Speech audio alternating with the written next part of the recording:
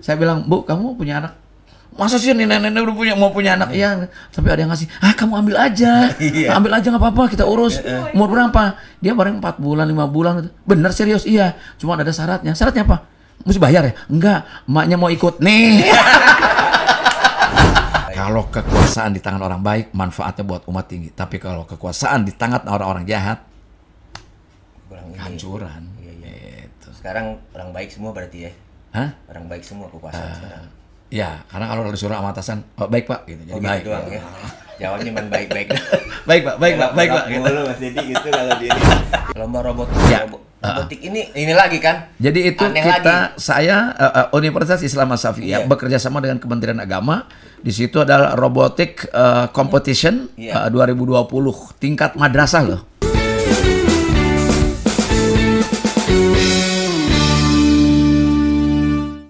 Ya, assalamualaikum teman-teman semua. Hari ini saya kedatangan orang yang luar biasa.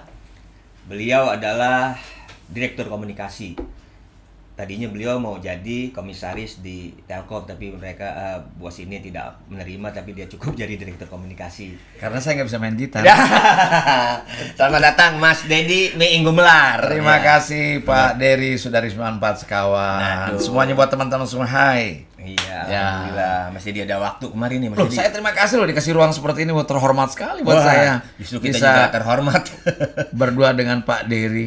Iya. Ini kan punya Paski, bagaimanapun juga Paski itu tidak lepas dari nama Mas Meing, Mas Dedi, karena terbentuknya Paski sekarang nih Paski udah punya ginian nih Mas. Ini kan hasil daripada ide Mas Dedi ketika membuat organisasi Paski. Iya. Saya kan dulu bikin Paski itu dalam rangka ingin gaya-gayanya secara sosial paling tidak mengangkat martabat profesi kita. Sebab kalau orang mendengar kata pelawak pasti itu kastanya berbeda dengan para pelaku seni yang lainnya, gitu loh. Jadi dengan organisasi ini, organisasi berfungsi sebagai advokasi profesi kita sebetulnya. Nah, cuman dibutuhkan proses kayak semacam public awareness-nya atau apa ya, penyadaran publik bagi pelawak itu sendiri, agar si pelawak ini punya kesadaran untuk berorganisasi gitu loh. Kan ada sinyalemen saya dengar gitu. Ya buat apa, kita lagi ngetop punya uang, ngapain organisasi? Itu keliru berat itu. Padahal bukan itu kan. Bukan. Jadi orang yang ngurusin zaman dulu Pak Dery lagi ngetopnya itu bukan orang yang nganggur di pelawak lalu ngurus organisasi, bukan itu. Tetap kesadaran diri. Betul. Justru kita punya kebebasan berhimpun dalam satu profesi untuk apa? Untuk advokasi pembelaan terhadap profesi kita. Itu kesadaran itu perlu. Yang perlu harus kita kasih tahu Mas Dedi. Nggak bisa kita hanya egos. Gua lagi ngetop ini, gua lagi punya duit, bodo amat nggak perlu gitu. Kadang-kadang kalau dibilang presetannya si Tato pasti kumpul kalau ada rezeki. Jadi kalau nggak ada kerjaan pada nggak kumpul gitu. Itu harus dirubah. Dan Paski bukan satu tempat koordinator untuk memberikan lapangan pekerjaan, bukan IO. Dan satu hal menurut saya ini jadi penting buat kita agar apa?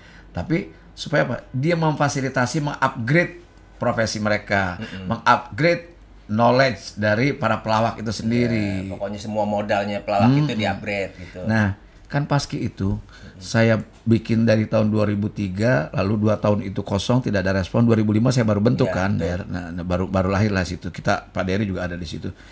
Tujuan saya apa yang disampaikan oleh Charles Darwin terakhir ini, yang bakal memenangkan kehidupan itu bukan orang kaya loh. Jangan salah loh teman-teman. Bukan orang kuat, bukan orang pintar, bukan. Iya, yang bisa memenangkan kehidupan adalah orang-orang yang mampu beradaptasi dengan perubahan. Wah, gitu. Kalau kita nggak bisa berubah, gitu. Ada anak-anak nih, nanya ke saya, Pak Meing kan udah sukses hidupnya waktu muda, sekarang sudah tinggal menikmati. Ya, kenapa? Saya ingin sukses, gimana caranya? Sebelum saya jawab, saya tanya dulu kamu. Oke. Bangun tidur jam berapa? Ya, kalau ada bola, kalau ada Liga Champion, ada Liga Eropa, saya jam 10 baru bangun. Gitu. Kalau nggak ada mungkin jam 8, 9. Jangan hanya sukses, lu tidur lagi aja. Itu dari cara itu aja ya. Iya dong. Bangun tidur tinggal 2 kan Mas ya. Iya. Bagaimana dia mewujudkan mimpinya, betul, atau dia meneruskan mimpinya. Betul. Jadi kalau bicara masalah humor biasa ini itu udah ngerti lah di Paski segala macam. Cuman yang jadi masalah ini Mas Dedi ini selalu identik dengan hal-hal yang serius. Di dunia politik serius. sekarang Direktur Komunikasi di Asavia, Direktur Komunikasi di Himpunan Bisnis dan Ekonomi Pesantren Indonesia. Itu hal-hal yang serius, Mas. Iya, serius. Kenapa bisa ke situ, Mas? Pak Dery jangan salah, humor itu sendiri serius. Kalau humor itu tidak digarap dengan serius, nggak ada Bagito di Indonesia, tidak ada Empat Sekawan di Indonesia, tidak ada Warkop di Indonesia, tidak ada Sri Mulat. Nah, untuk itu semua kita garap dengan serius kan. Bapak kan menyiapkan bahan dengan serius. Harus. Bapak mengorganisasi Empat Sekawan dengan serius, melakukan manajemen. Iya. Empat Sekawan itu sendiri, bagaimana cara membuat kontrak, bagaimana invoice, bagaimana penagihan, bagaimana mempersiapkan bahan untuk nanti malam manggung. Ini adalah semua pekerjaan serius, nggak bisa main-main. So, saya bilang tadi, pertanyaan saya kan, bangunnya jam berapa? Kuncinya cuma bangunnya jam berapa? Sederhana sih sebetulnya. Bangunnya jam berapa? Bangun tuh bukan hanya fisik ketika kita terjaga dari tidur gitu. Tapi bangun itu adalah bagaimana giroh dia membangun dirinya gitu kan. Ada semangat. Kalau orang punya harapan pasti ada semangat. Kalau nggak, begitu dia punya semangat pasti ada harapan. Tinggal kuncinya. Kalau dua itu tidak punya, itu mayat hidup. Iya, jadi dia jadi jangan salah kalau ada pelawak nggak lucu-lucu, memang dia nggak punya semangat. Kuncinya itu dong. Iya dong. Gitu. Tadi kembalinya tadi. Jadi kalau serius Pak Dery bilang, memang saya serius orangnya kan. Iya, ke politik kan udah pasti serius. Oh iya, semua serius.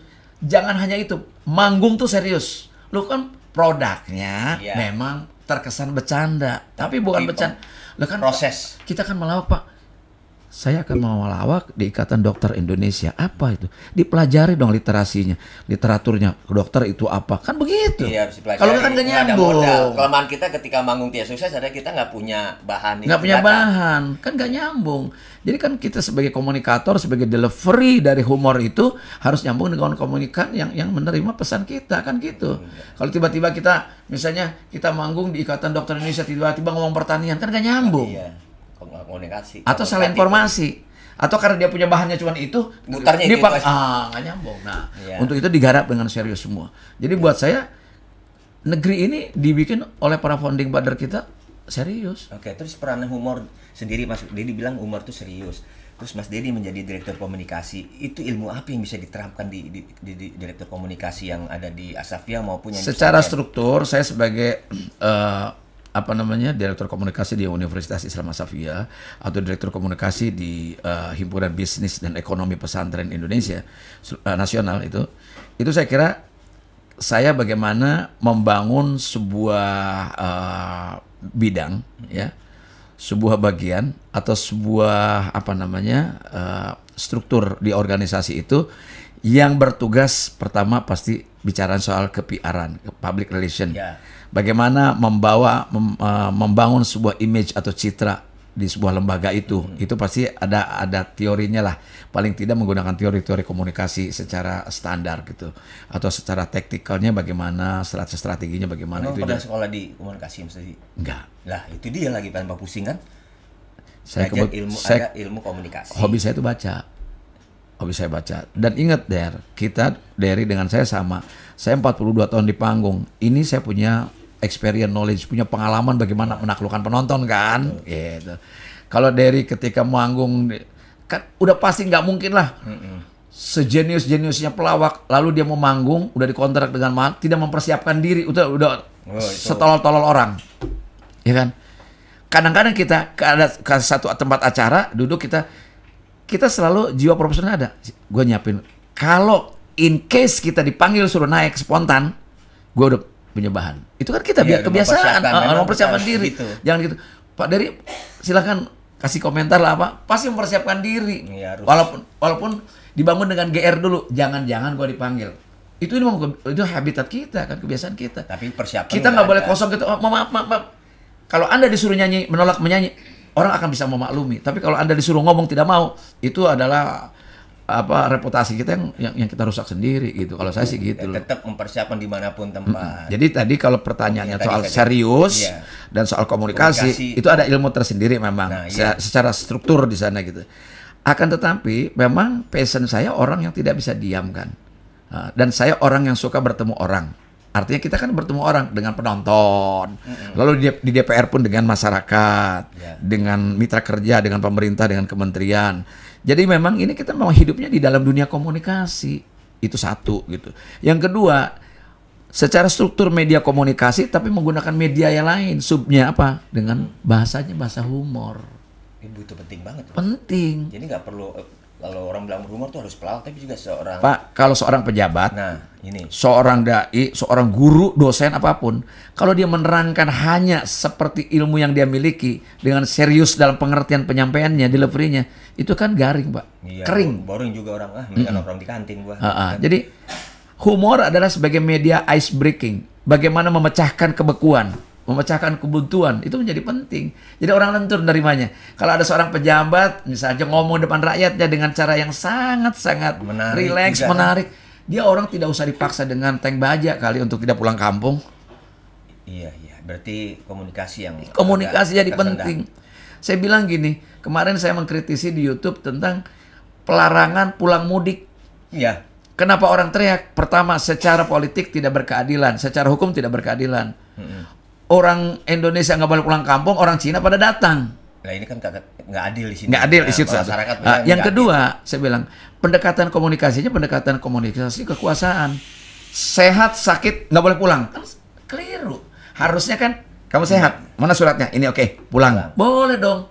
Kalau 5.000 orang semuanya sehat boleh pulang dong. Iya. Nanti untuk menjaganya agar mereka tidak berani pulang di sana, ingat loh, kamu lolos dari sini sudah pulang. Tapi di daerah, di Bandung, di Jawa Tengah, di mana-mana, kamu sebelum sampai ke rumah, kamu akan dikarantina 2 minggu. Lebaran udah lewat, dia mikir untuk pulang kan gitu. Itu lebih lentur. Artinya bahasa komunikasi dan pengertian pada masyarakat. Persis, Pak. Tapi mungkin jadi, juga ada. Jangan dengan pendekatan kekuasaan yang nakut-nakutin orang. Tiba-tiba ada tank baja lah di perbatasan Bogor Bekasi. Tiba-tiba ada barakuda lah. Ya mungkin disewain kali. Bukan mau perang sama rakyat apa? Gitu kan. Gitu. Ya itu. Ya, artinya kelemahannya ada di situ maksudnya. Iya, jadi kalau tadi Pak Dery nanya ke saya soal komunikasi, semua orang mutlak harus punya kemampuan berkomunikasi. Itu di Asafia, terus juga kan di Asafia Mas Dedi jadi ketua panitia festival lomba robotik ini lagi kan. Jadi itu saya Universitas Islam Asafia bekerja sama dengan Kementerian Agama. Di situ adalah robotik competition 2020 tingkat madrasah loh. Udah buat robot. Buat robot. Anak-anak madrasah kita keren. Jadi tingkat ibtidaiyah, tingkat sanawiyah dan tingkat aliyah. Dan saya penanggung jawab nasionalnya. Nah, gitu loh. Itu sih tugas biasa saja bagaimana mengorganize sebuah acara, sebuah event ya. Dan itu sudah biasa. Tapi dan kalau nggak menarik kan robotik di ini. Ya. Kalau acara yang lain mungkin. Justru itu boomingnya itu ketika kita tanganin. Padahal itu udah 6 kali jalan di Kementerian Agama nggak terlalu bunyi. Ini agak kemarin makanya orang tahu ini nggak pas Mas Dedi. Kan sederhana Pak Dery, kalau komunikasi itu kalau ada hal produk kita orang lain tidak tahu, yang salah bukan mereka, kita yang salah karena tidak memberitahu. Udah saya kasih tahu. Caranya gimana? Nyampe nggak? Gitu. Dia. Nyampe nggak? Pertanyaan keren. Jadi ada kemampuan individu itu sendiri yang kita menyampaikan itu. Iya. Nggak semua pelawak juga bisa mabuk kayak begitu. Nah, makanya kan di komunikasi itu bukan hanya knowledge, bukan hanya sekolah dia.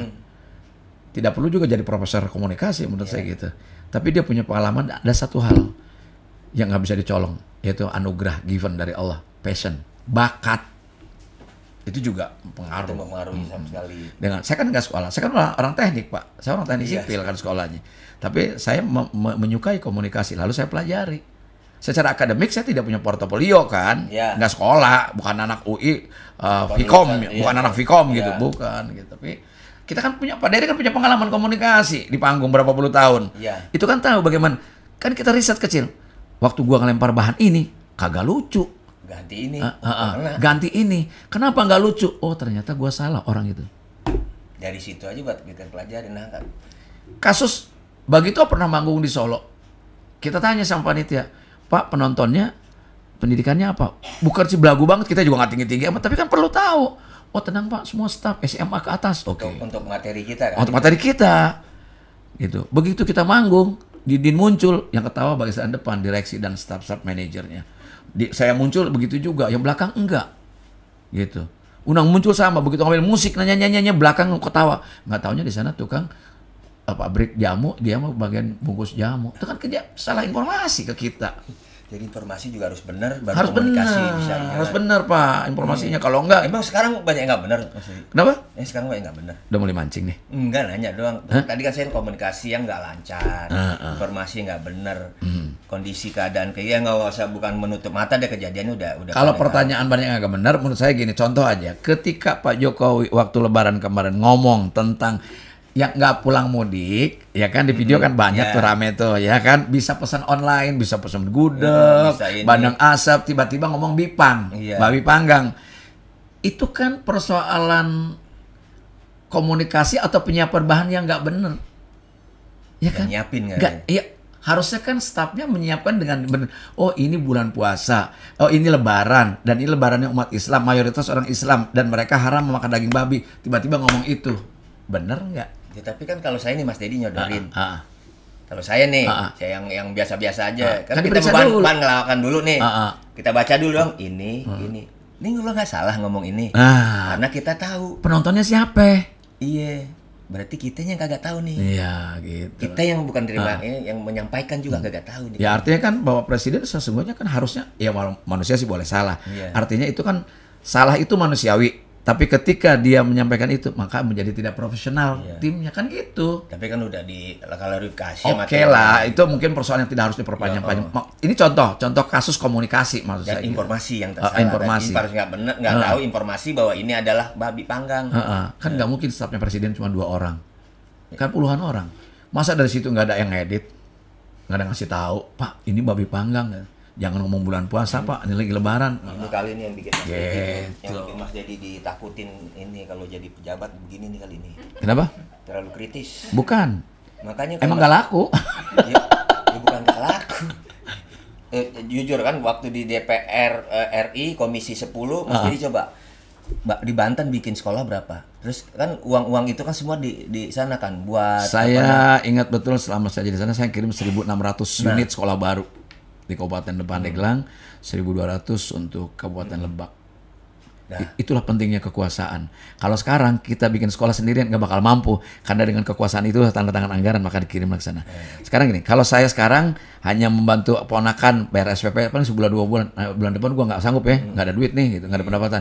Waktu jadi anggota DPR tanda tangan beasiswa berapa ribu orang yang bisa sekolah. Banten maju. Itulah pentingnya kekuasaan. Jadi jangan menutup mata terhadap politik. Tapi dengan catatan, sebaiknya yang ada di politik itu orang-orang yang baik.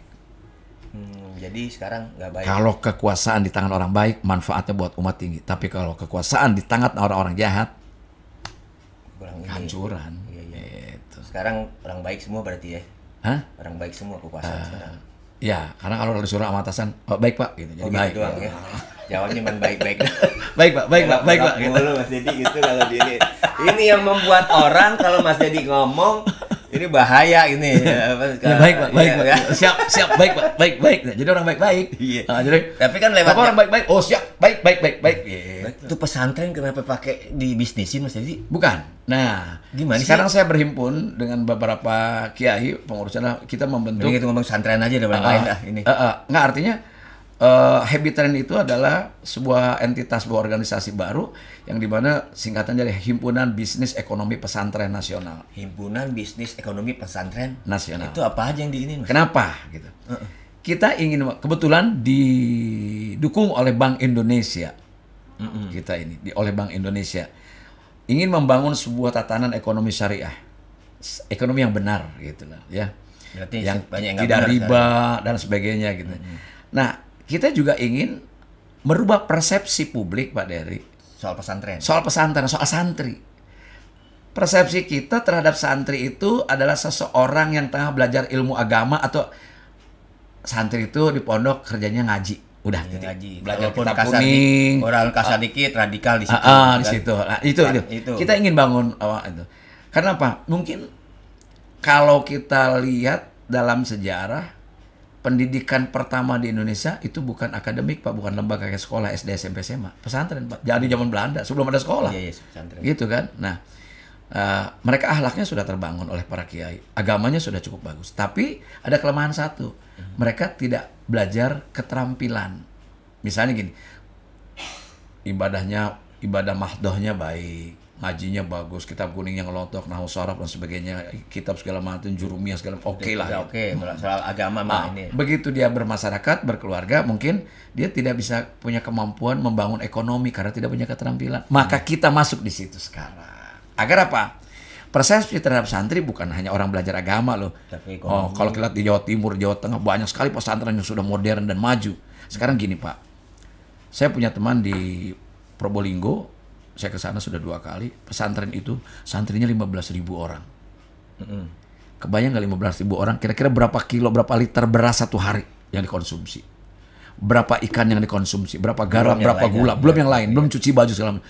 Kalau orang marketing, orang-orang pemasaran bilang, this is the potential market. Ini adalah pasar yang sangat potensial, Pak. Apa harus terus-terusan kita ke Indomart dan ke Alfamart dan lain-lain? Kenapa nggak bangun jalur ekonomi sendiri? Di situ. Nah, kita bangun di situ. Belajar koperasi, belajar entrepreneurship. Nggak benturan sama ini. Kenapa? Dengan bisnis-bisnis yang lain itu. Enggak. Loh kita kan menjadi buyer.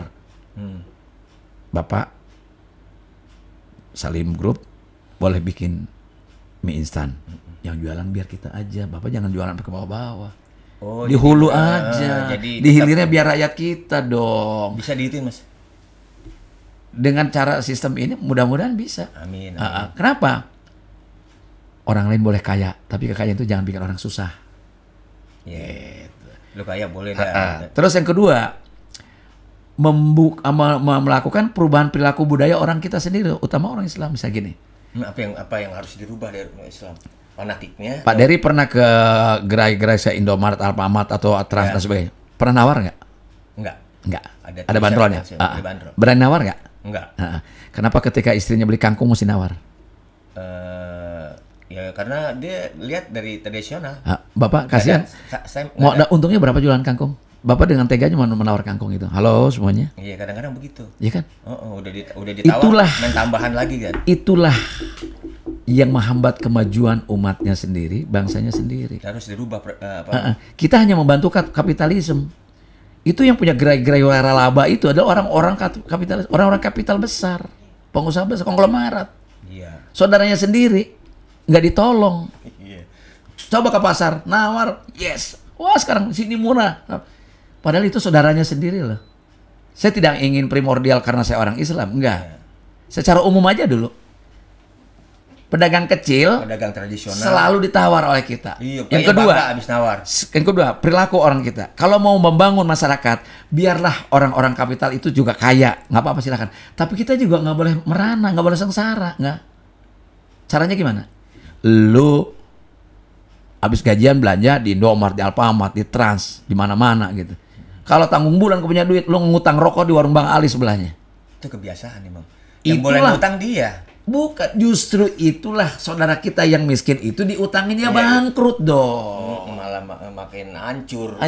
Kita berangkat dari jalur itu Pak Dery, dari ekonomi bisnis. Nah merubahnya ke prediksi itu kan itu udah membudaya Mas, udah lama, udah karatan di sini buat mama itu. Kita harus dengan proses pelan-pelan harus bisa. Loh di Jawa Timur banyak loh, punya koperasinya besar. Anak-anak muda, santri-santri, Sunan Ampel, Sidogiri, kemudian Nurul Jadid, banyak sekali, Gontor, modern-modern. Mereka bisa lumbung padi sendiri, beli gabah dan beli beras sendiri, dikelola sendiri, bisa kok, asal mau. Tidak harus menghancurkan bisnis orang lain, kita membangun bisnis kita. Sendiri. Kan kita tidak punya pabrik terigu, biar aja mereka yang bukan punya pabrik terigu. Itu udah berapa anggotanya tuh Mas? Ya kalau seluruh Indonesia berapa juta? Sekarang udah berapa ini Mas Dedi? Kan Mas Dedi udah direktur kompetisi. Ya datanya sebetulnya ya puluhan ribu pesantren di Indonesia. Potensial betul. Kalau itu bergerak aja ekonomi. Semuanya bergerak. Persis Pak Dery yang saya bilang tadi gitu loh. Jadi mereka selain bisa ngajinya baik, akhlaknya baik, tapi bisnisnya juga baik. Kenapa? Karena untuk menjadi orang kaya itu anjuran agama Islam loh. Rasulullah itu saudagar loh, pedagang loh. Iyalah. Iya pedagang. Jadi kita bangkitkan mereka untuk menjadi pedagang. Bahkan ya boleh mungkin saya tidak ingin menjadi debatable soal sahih dan tidak sahih. Kalau Allah menyebarkan rezeki di pagi hari waktu 2, 10, yang satu buat pegawai, yang 9 buat pedagang, milih mana? Iya ambil loh, besok pada dagang deh. Iya makanya gitu. Saya dagang, saya jualan nasi. Ya itu, udah saya baca dapur Bang Miing. Nah, ini kan Gitu. ini kan Mas nih ngomong Mas Dedi loncat nih dari bisnis ini, dari politikus pindah lagi ke urusan komunikasi, pesantren. Sekarang buka warung. Iya. Ya, warung yang enggak seperti warung umumnya lah. Ini dapur Warung biasa, warung nasi Pak. Iya. Padahal saya makan. Iya, memang warung nasi. Dan terjangkau. Iya. Nasinya sama. Itu nggak mahal. Enggak lah. Saya lihat itunya mewah tempatnya. Kenapa? Cukup mewah. Ya tempat mewah kan tidak harus berhubungan dengan harga yang mahal. Apa cuman ini terjangkau. Kali buat ini nutupin aja kan, ada orang kalau udah duitnya banyak supaya nggak kelihatannya dia ya buka warung, buka ini supaya nggak kelihatan. Enggak gitu sih Pak. Saya kan numpang makan juga. Jadi lihat Mbak Biing dagangnya ini padahal bisnisnya Enggak, triliunan numpang miliaran. makan. Enggak lah. Numpang makan boro-boro. Enggak, pada dasarnya kan istri saya kan desainer baju. Nah, ketika Covid itu kan berhenti. Kalau orang nggak beli baju kan nggak mati ya. Iya. Orang nggak beli rumah nggak mati. Orang nggak ganti mobil nggak mati. Tapi kalau orang nggak beli makan dia mati. Iya. Nah, itu. Jadi harus akhirnya makan. Istri saya bilang, ya gimana kalau kita bikin kuliner, dia bisa masak gitu. Kita punya tim bisa masak juga. Dan risetnya kalau kita zaman kemana syuting ada Komeng, ada Pak Indra, saya siapkan makan tuh Pak untuk riset. Iya. Untuk riset makanan enak gak? Lu jangan karena gratis lu bilang enak. Enggak Pak, enak. Layak jual nggak? Layak. Oke, catat yang mana yang ini. Oke. Suka nggak? Suka. Oke. Terus, nah kita bikin frozen Mbak, online kerjasama dengan Tokopedia, dengan kuliner dan sebagainya lah, online seperti yang lain-lain gitu. Jalan. Banyak yang minta Pak Dery. Iya, orang-orang itu Pak, orang DPR saya lihat minta Mas online. Dedi kan punya network yang luas. Iya. Akhirnya istri saya ngomong gini, ya boleh nggak pakai nama kamu? Saya nggak pernah ngasih. Saya itu guys nggak pernah menggunakan nama Miing untuk bisnis di luar kompetensi saya. Nggak pernah saya. Ya, Takut. Gila, lagi makan di warung Bang Miing. Bang Miing, makanannya nggak enak, jeder gue yang kena gitu loh. Nggak mau saya. Aku berani sekarang. Ya, makanya ada ceritanya. Karena bini? Ada ceritanya. Kalau orang saya melawak, orang tahu saya pelawak. Iya. Nge-MC orang tahu saya bisa jadi MC, jadi moderator atau jadi host ataupun jadi Tahu narasumber, deh semua. biasa lah udah tahu. Tapi orang saya dapur Bang Miing jualan kuliner, emang Miing pernah jadi juru masak? Gua masak air aja angus. Ya banyak yang begitu Mas sekarang. Iya kan? Kan orang pakai email, nama kan Nah, banyak. justru itulah branding kita ini Iya. digunakan. Cuman saya bilang, oke, pakai nama ayah, nama saya sama istri saya, pakai deh. Tapi saya akan kontrol sebagai supervisi. Pertama Pak, saya ini orang marketing. Strategi saya 3 Pak. Kalau untuk kuliner. Pertama, saya bilang jaga dan kedepankan taste, rasa. Dengan rasa enak, dia orang akan balik lagi ke kita, nyari lagi. Pasti itu Pasti. dicari. Dan itu terbukti sekarang. Yang kedua, jaga environment, lingkungan. Cozy nggak tempat yang Pak Dery bilang mewah kan? Iya, Lihat deh foto-fotonya kan bagus. Kesan-kesan ininya. Saya desain sedemikian rupa interiornya agar orang betah di situ nongkrong atau makan enak gitu kan. Kalau makan di rumah juga bisa Pak. Tapi kan orang Suasana. datang ke tempat makan itu adalah membeli suasana. Ada perbedaan antara di rumah sendiri sama di luar. Walaupun mungkin makanannya mungkin relatif bisa sama saja. Gitu. Itu 2 kan tuh. Orang udah ada taste-nya udah dapat, suasananya dapat, ketika servis. Iya jangan ini. Servis itu pelayanan itu bukan hanya pelayanan. Saya coba misalnya teman-teman datanglah ke warung Maming. Ketika mereka sibuk teman-teman yang lain, ada piring kotor, saya yang angkat sendiri, Pak. Saya angkat sendiri. Jangan mentang-mentang owner, itu tugas lo bawa. Enggak gitu kan. Enggak. Tapi tetap ada manajemen pendelegasian kewenangan. Misalnya kalau memang kasir, saya nggak megang duit. Ada petugas. Biar aja mereka, kita delegasiin ke orang. Secara manajerial udah benar gitu loh. Yang melayani. Tapi kalau buka pintu bisa saya, selamat malam Ibu, silakan. Mau duduk di mana? Di luar? Bapak merokok atau kalau Bapak merokok di luar tempatnya? Bapak mau di dalam dengan ruangan saya, silakan. Pak Miing ya? Dia kan begitu saya buka pintunya, mereka, Pak Miing ya? Ada exciting, ada rasa lain. Dia merasa dihormati, dia apa. Bukan berarti kalau sama anak-anak tidak dihormati gitu. Tapi ada sentuhan lain lah kalau Mas Dedi yang buka. Enggak kan? Sedikit Pak Dery. Ya Pak jangan itu piring kotor saya ngangkat bekas makan dia. Ya malah nggak enak orang. Oh iya jangan Pak. Saya pelayan Bapak. Saya owner, saya pelayan Bapak enggak apa. Ketika sibuk, begitu lagi lagi sibuk bener, jam-jam sibuk, kurang kelas. Saya cuci, anak-anak kan lagi sibuk, saya cuciin, no problem. Tidak ada pekerjaan yang biasa dilakukan oleh pembantu kita, kalau kita kerjakan akan menurunkan harga derajat seseorang. No, tidak ada. Orang menghormati kita bukan karena kita nyuci piring atau tidak nyuci piring. Orang menghormati kita karena hidup kamu bener atau enggak. Ini dia yang luar biasa dari. Wah, hari ini kita nggak bercanda-bercanda nih, tapi dapat ilmu yang bermanfaat dari Mas Denny ini buat teman-teman juga. Justru saya dipanggil Pak Denny itu stres. Saya udah nggak bisa lucu nih kayaknya gitu. Justru ini yang paling karena yang tidak butuhkan. Penyakit jelek saya dari dulu, Pak. Kenapa, Mas? Bisa lucu kalau saya lihat udah jelas angkanya baru bisa lucu. Iya, ini karena nggak jelas aja angkanya. Angkanya nggak jelas aja nih. Aduh, bukan. Bukan maksud saya. Kalau kita kontrak, Pak Denny kalau udah kontrak, wah, kita siapin dong. Gitu. Kan saya bilang tadi, Mas, bukan ini Pak Agi, bukan. Kalau ini kapan-kapan pagi ke tempat ini restoran. Pak, ke restorannya ini Dapur Bang Miing. Dapur Bang Miing. Kan karyawannya pagi banyak nih berangkat kalau lagi suka bikin acara tempatnya. Kalau nggak sempat sana tinggal telepon aja dikirim. Tinggal kirim siapa? Iya, betul. Sini. Makanan kita kirim langsung delivery. Kalau mau lebih cepat lagi kita kirim lewat WA. Makannya di Bluetooth. Sultan Bekasi. Saya ada tuh yang di sini nih. Di Bekasi ada karyawannya. Sebutannya Sultan Bekasi. Oh, gitu ya. Kerjakan suka traktir-traktir. Oh iya. Saya dengar sekarang banyak sultan, ada Sultan Bintaro, Sultan mana lagi? Sultan Andara, Sultan Raples ada lagi. Oh, Sultan Raples, pagi ya? Iya, semua tanah yang kosong dibeli. Iya. Kalau saya di mana-mana nggak pernah jadi sultan. Jadi apa? Abdi dalam. Abdi dalam. Mas Edi. Tapi Pak Dery, iya. Ingat loh. Apa? Saya baru mengalami ketika saya buka restoran itu, mengalami betapa indah dan nikmatnya melayani orang lain. Itu dasar. Secara spiritual itu betul-betul saya melayani orang loh. Nikmat banget loh ternyata. Nggak berasa ini Mas Edi. Saya saya tidak setiap hari ada di sana. Kalau ada janji sama teman, kalau misalnya ada sore pulang dari mana-mana, mau makan saya kontrol aja. Saya hanya nanya, setiap meja saya samperin, kenal nggak kenal, mau ramah atau tidak ramah mereka, kita harus ramah. Saya samperin, ditanya, Bapak dari mana? Pertama kali ke sini, tahu dari mana ini? Itu bagian dari riset saya. Dari mana, Pak? Saya dari temen rekomendasi, katanya makan di warung Bang Miing, enak ininya, makanan ini, gepuknya enak, tulang jambalnya enak, sop buntut. Dia cerita, rekomendasi teman. Atau dari IG, dari media komunikasi, dari medsos. Bisa tahu tuh orang. Saya datengin mereka satu-satu. Ada kejadian menarik, Pak. Itu saya waktu itu baru 2 minggu buka. 2 minggu buka itu nggak kepikiran ada orok makan dibawa ke situ sama emaknya. Iya, ada anak kecil orok makan di tempat saya. Begitu dia punya anak 4, yang 3 sudah bisa makan, kurang lebih 12 tahun, 10, 8 udah bisa makan dong. Anak-anak sampai 5 tahun bisa makan sendiri, makan mereka sama ibunya. Bapaknya gendong bayi umur 8 bulan, gitu loh. Pak Miing ada baby chair.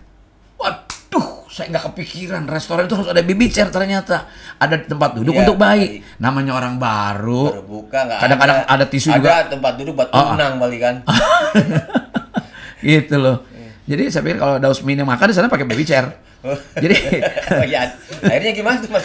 Belum ada. Waduh Pak, nggak ada baby chair. Kenapa? Ya anak-anak udah makan, saya takut keburu dingin, saya mau makan. Don't worry Pak.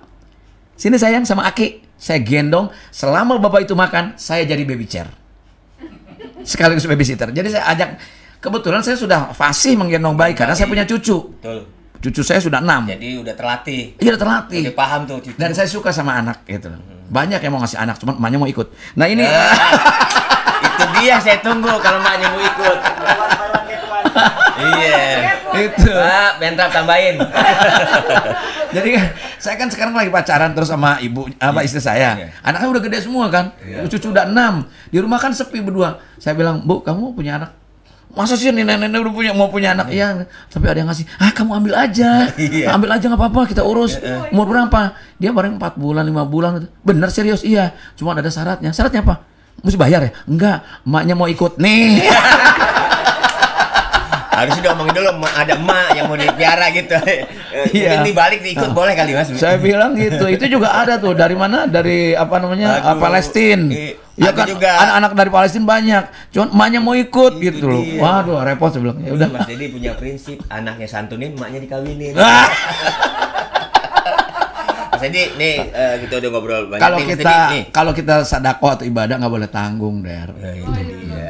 Dan teman itu gimana? Kalau kita dapat satu aja mengangkat anak itu amalnya besar, pahalanya besar, apalagi kalau 2 orang.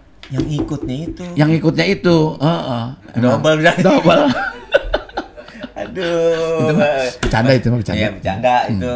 Jadi ini kita udah ngobrol-ngobrol aja supaya nih kan teman-teman merasa bahwa ketika dia udah tidak ada panggilan lagi, merasa nggak ada tawaran lagi, drop lah. Iya. Tapi kan Mas Dedi bilang bahwa matahari itu hilang di siang malam hari bukan hilang, tapi dia menerangi tempat lain yang lain. Yeah. Nah, prinsip ini buat teman-teman nih supaya juga kayak Mas Dedi kan ada jadi direktur komunikasi, punya warung. Memang sih kita nggak bisa maksakan semua orang. Karena gini, semua orang yang lahir pada dasarnya itu anak cerdas.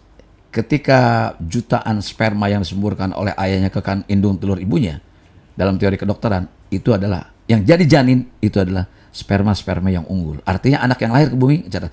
Jangan sekali-kali kalau punya anak bodoh banget sih kamu. Jangan. Dia cerdas. Hanya potensinya yang berbeda.